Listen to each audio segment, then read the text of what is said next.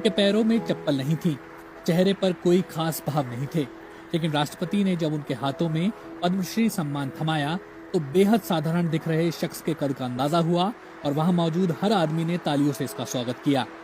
सोमवार को साल 2020 के लिए जिन लोगों को पद्म सम्मान दिए गए, उनमें से कईयों की पृष्ठभूमि बेहद मामूली है, लेकिन इनके हौसले और इनका काम इन्हें असाधारण लोगों में खड़ा कर देता है।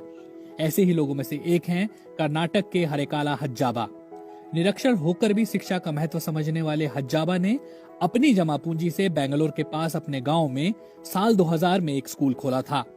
पद्मश्री मिलने के बाद सोशल मीडिया पर कई लोग इनके बारे में चर्चा करते देखे गए। लोग इनकी बड़ी सोच, कड़ी मेहनत और इनके संघर्ष की दास्तां की खूब तारीफ कर रहे हैं।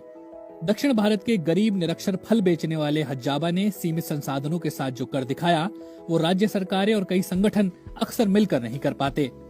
हज्जाबा ने फल की अपनी छोटी सी दुकान से हुई कमाई से अपने गांव के बच्चों के लिए प्राथमिक और माध्यमिक स्कूल बनवाया। बेंगलुरु से 350 किलोमीटर की दूरी पर स्थित न्यू पाड़पू गांव में साल 2000 तक एक भी स्कूल नहीं था, लेकिन 150 रुपए प्रतिदिन कमाने वाले हज्जाबा ने अपनी जमा पूंजी से गांव में पहला स्कूल बनवाया। बीबीसी ने साल 2012 में जब उनसे पूछा कि स्कूल खोलने की प्रेरणा उन्हें कहां से मिली, तो इस बारे में हज्जाबा ने बताया था, एक बार एक विदेशी ने मुझसे एक फल का नाम अंग्रेजी में पूछा, तब मुझे इस बात का एहसास हुआ कि मैं निरक्षर हूँ। मुझे नहीं पता था कि इसका क्या मतलब है। उन्होंने कहा था, तब मुझे ये ख्याल आया कि गांव में एक प्राइमरी स्कूल होना चाहिए ताकि हमारे गांव के बच्चों को कभी इस स्थिति से गुजरना ना पड़े जिससे मैं गुजरा हूँ। स्थानीय लोग हज्जाबा की इस कोशिश के लिए उनकी प्रशंसा करते नहीं थकते, लेकिन हज्जाबा के लिए प्रशंसा से ज्यादा जरूरी है वो मिशन जो उन्होंने शुरू किया है। साल 2000 में जब उन्होंने इस स्कूल की शुरुआत की, तब उन्हें किसी से कोई खास सहयोग नहीं मिला था। इसके बावजूद उन्होंने एक स्थानीय मस्जिद से सटे मदरसे में ये स्कूल खोला और 28 बच्चों के साथ पढ़ाई लिखाई का काम शुरू करवाया। जैसे जैसे स्कूल में बच्चों की संख्या बढ़ी, उन्हें बड़ी जगह की जरूरत महसूस हुई। तब उन्होंने कर्जे के लिए अर्जी दी और अपनी जमा पूंजी से स्कूल की एक इमारत बनाने की शुरुआत कर दी। हज्जाबा की इस लगन को देखकर कई लोग सामने आए और उनकी मदद में जुट गए, लेकिन हज्जाबा के लिए काम अभी खत्म नहीं हुआ था। एक स्थानीय अखबार ने तब हज्जाबा की कोशिशों के बारे में लिखा था और सरकार ने उनकी मदद के लिए 1 लाख रुपए दिए। हज्जाबा ने बीबीसी से 2012 में कहा था, मुझे सरकार की ओर से एक पुरस्कार दिया गया जिसमें मुझे 1 लाख रुपए की राशि दी गई। इसके बाद लोगों ने भी मेरी मदद के लिए पैसे भेजने शुरू कर दिए। तब से लेकर अब तक हज्जाबा को कई तरह की मदद और पुरस्कार मिल चुके हैं और आम लोग उन्हें समाज का नायक मानते हैं। पद्मश्री सम्मान ने हज्जाबा की लगन और संघर्ष की कहानी को एक बार फिर रेखांकित किया है।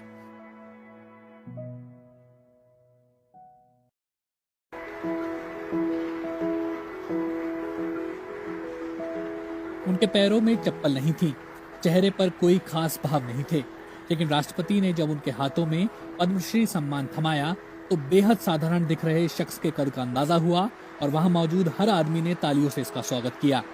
सोमवार को साल 2020 के लिए जिन लोगों को पद्म सम्मान दिए गए, उनमें से कईयों की पृष्ठभूमि बेहद मामूली है, लेकिन इनके हौसले और इनका काम इन्हें असाधारण लोगों में खड़ा कर देता है। ऐसे ही लोगों में से एक हैं कर्नाटक के हरेकाला हज्जाबा। निरक्षर होकर भी शिक्षा का महत्व समझने वाले हज्जाबा ने अपनी जमा पूंजी से बेंगलोर के पास अपने गांव में साल 2000 में एक स्कूल खोला था। पद्मश्री मिलने के बाद सोशल मीडिया पर कई लोग इनके बारे में चर्चा करते देखे गए। लोग इनकी बड़ी सोच, कड़ी मेहनत और इनके संघर्ष की दास्तां की खूब तारीफ कर रहे हैं। दक्षिण भारत के गरीब निरक्षर फल बेचने वाले हज्जाबा ने सीमित संसाधनों के साथ जो कर दिखाया, वो राज्य सरकारें और कई संगठन अक्सर मिलकर नहीं कर पाते।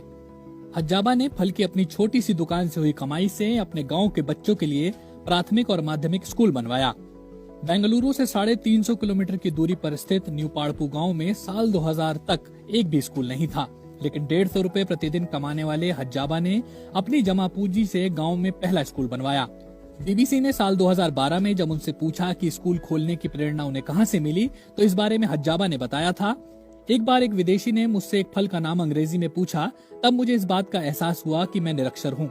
मुझे नहीं पता था कि इसका क्या मतलब है। उन्होंने कहा था, तब मुझे ये ख्याल आया कि गांव में एक प्राइमरी स्कूल होना चाहिए ताकि हमारे गांव के बच्चों को कभी इस स्थिति से गुजरना ना पड़े जिससे मैं गुजरा हूँ।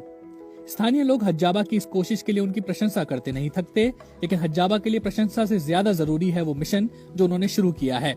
साल 2000 में जब उन्होंने इस स्कूल की शुरुआत की, तब उन्हें किसी से कोई खास सहयोग नहीं मिला था। इसके बावजूद उन्होंने एक स्थानीय मस्जिद से सटे मदरसे में ये स्कूल खोला और 28 बच्चों के साथ पढ़ाई लिखाई का काम शुरू करवाया। जैसे जैसे स्कूल में बच्चों की संख्या बढ़ी, उन्हें बड़ी जगह की जरूरत महसूस हुई। तब उन्होंने कर्जे के लिए अर्जी दी और अपनी जमा पूंजी से स्कूल की एक इमारत बनाने की शुरुआत कर दी। हज्जाबा की इस लगन को देखकर कई लोग सामने आए और उनकी मदद में जुट गए, लेकिन हज्जाबा के लिए काम अभी खत्म नहीं हुआ था। एक स्थानीय अखबार ने तब हज्जाबा की कोशिशों के बारे में लिखा था और सरकार ने उनकी मदद के लिए 1 लाख रुपए दिए।